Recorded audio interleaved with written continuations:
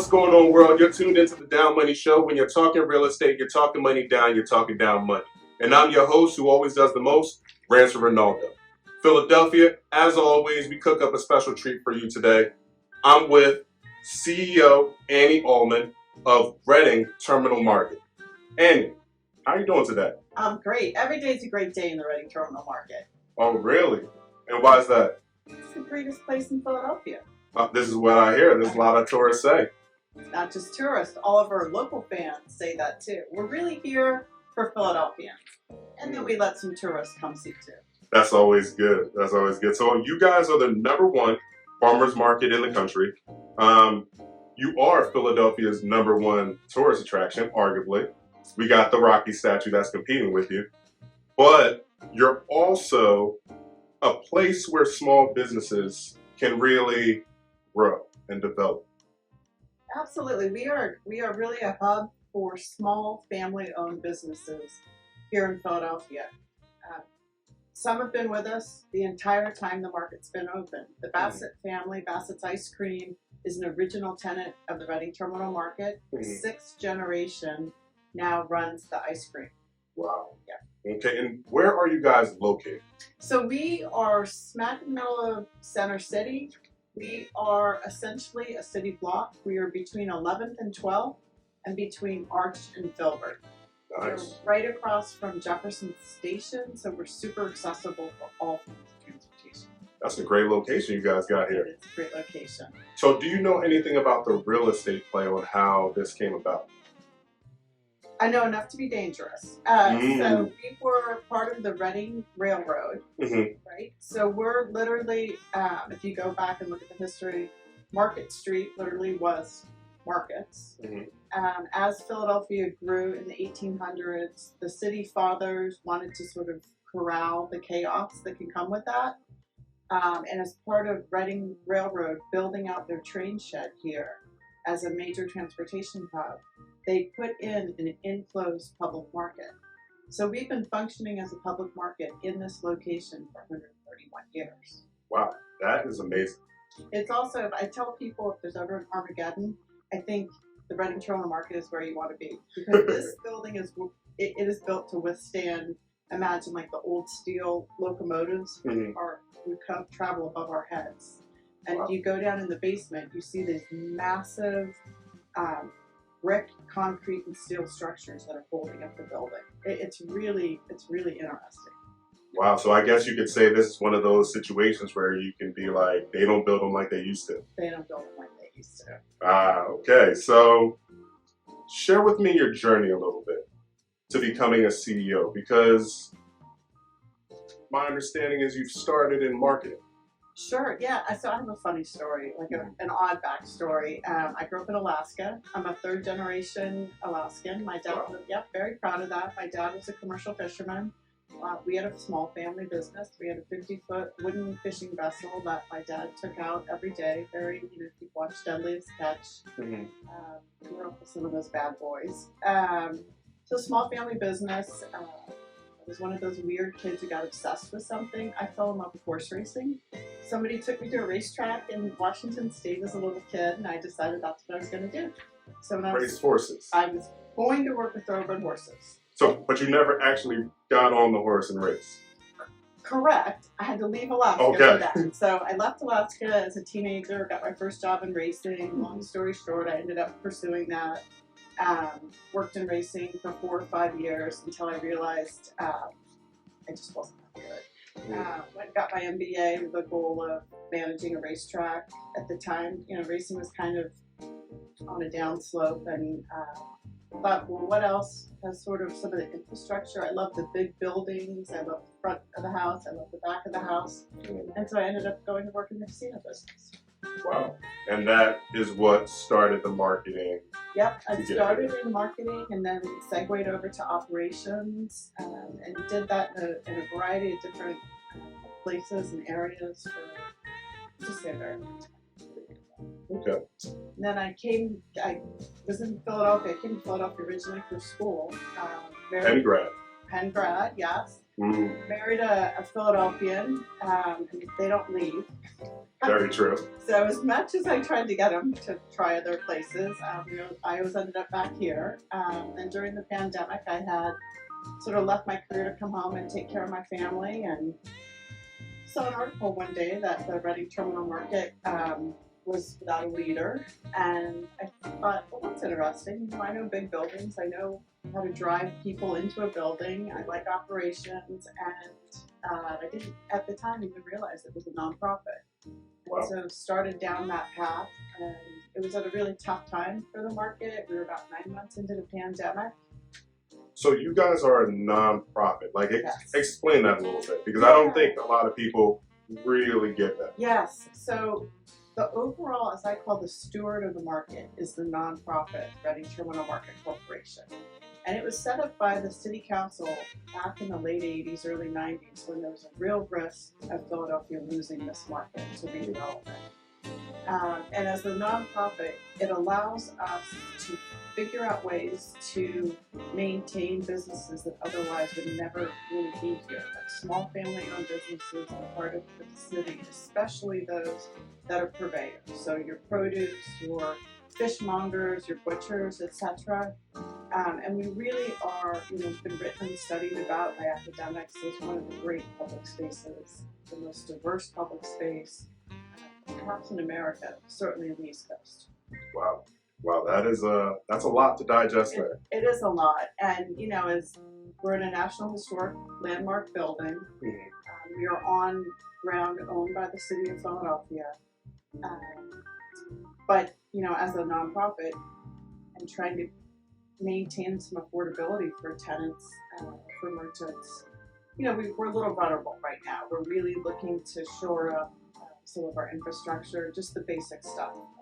Plumbing, electrical, heating and cooling, and so that's a big focus for us as well. So being a nonprofit, does that mean that folks could invest with you guys, donate with you guys?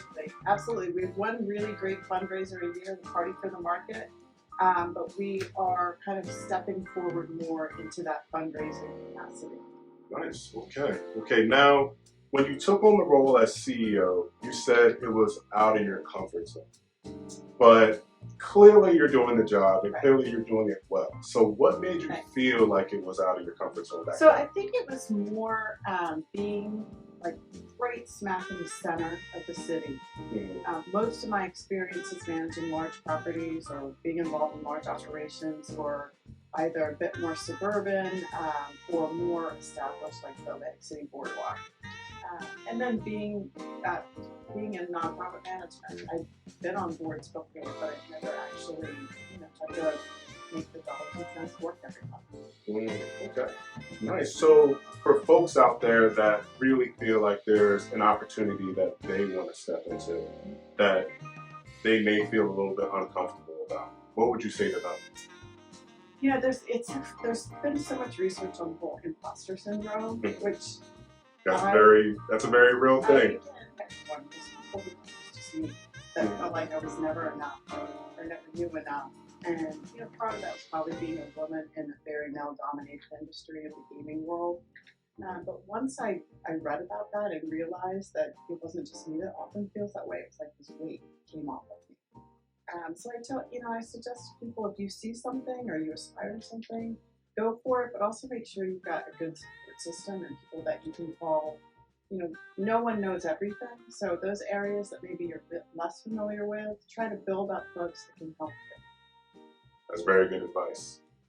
So what inspires you? Because that sounds like it's from a place. Yeah. Oh gosh, what inspires me? Well, when I took the Reading Terminal Market job, my husband, who grew up in West Philly, and is like that crazy Philadelphian kind of Philly guy. Is he an Eagles fan? Oh God, everything. Yeah. Nice. Yeah, I had That's to put very him on. nice. I had to put my antidepressants for a while. He was like, you've got some really big jobs, but if you screw this up, we're gonna have to leave. We gotta leave town. So I think it's, I think, and I tell people too, I don't think I could have done this job 10 years ago, because when you are representing something that so many people love and have such a personal connection with, you need to put your ego away. And, a lot of personalities in this building. We have 76 merchants right now. And I think if you are someone who feel like you have to win every conversation, win every battle, like you just would not be successful here. Mm. So really it's thinking about it's the market and it's for Philadelphia. What do we all have to do to find the common ground to make this sustainable and continue to be the greatest place ever? Nice. That's very strong. So, what are some of the biggest challenges running the mall? So I think, obviously Philadelphia has had some struggles, right? Mm. So we're right in the epicenter, center city. So we've certainly become very educated on resources and trying to help, whether it's homeless or making sure that our area and our exterior is as clean and welcoming as possible. I mentioned the infrastructure. We're in a building that's 131 years old, and the basic infrastructure is about 45 years old. So, our plumbing and our transformers and everything are way past their usable life. So I think those are some of the challenges. And just what's more frustrating is that a lot of the media wants to write the bad stories about Philadelphia, but not so much the great things that are going on here. It's Very very true. vibrant, and it's managed to scare off people out in the suburbs from coming into Philadelphia, which is ridiculous. I mean, we had 5 million shoppers here last year, in and out of the building. So we're here. That's a lot of We need shoppers. people to be telling that story. Yeah, and it's very unfortunate because we did start as the city of brotherly love. Right. Like, where did the narrative of being brotherly and loving go? Right.